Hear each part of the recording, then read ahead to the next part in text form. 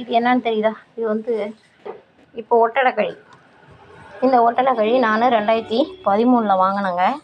இதில் ஒரு colour bottle, spirit colour bottle எடுத்து வாயை கட் பண்ணிட்டு கட் பண்ணிவிட்டு இதை வந்து இப்போ காட்டுறேன் பாருங்கள். வெளியில் இழுத்துட்டேன், ஏன்னா இது ஒரு கையில் வெளியே எடுக்க முடியாது, டைட்டாக இருக்கும்.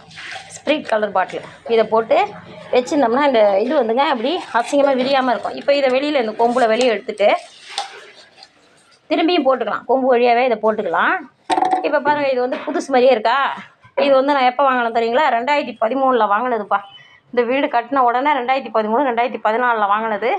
என்னமோ அப்படியே இருக்குது. இது வந்து அதான் அந்த டபுள் கம்பி, அதெல்லாம் உங்களுக்கு தெரியும். ஆனால் நான் வந்து இந்த பாட்டில் போட்டு இது வந்து 2013 வச்சுருக்கேன். ஏறக்குறைய 12 ஆண்டு காலமாக இருக்குது. இது பார்த்திங்கன்னா இந்த நாரெல்லாம் வந்து அதை உடனே பண்ணின உடனே அந்த ஒட்டடையெல்லாம் நல்லா அப்படி கையால் எடுத்துகிட்டு நம்ம முடியில் சிக்கு எடுக்கிற மாதிரி இப்படி எடுத்துகிட்டு இதை இந்த பாட்டில் போட்டு வச்சோம்னா இது வந்து தலை விரியாமல் அப்படியே மொட்டு போல் சூப்பராக இருக்குது பாருங்கள். இதை மாதிரி பாதுகாக்க நல்லாயிருக்கும் ஒட்டடை அடிக்கிறதுக்கு. அதை தலை விரிய விட்டுட்டிங்கன்னா ஒட்டடை அடிக்கவே வராது, நல்லா ஒட்டடையே வராது, தேய்ச்ச மாதிரி ஆகிடும். நம்ம டாய்லெட் ப்ரஷ் எப்படி தேஞ்சு போன மாதிரி ஆகிடும், அந்த மாதிரி ஆகிடும்.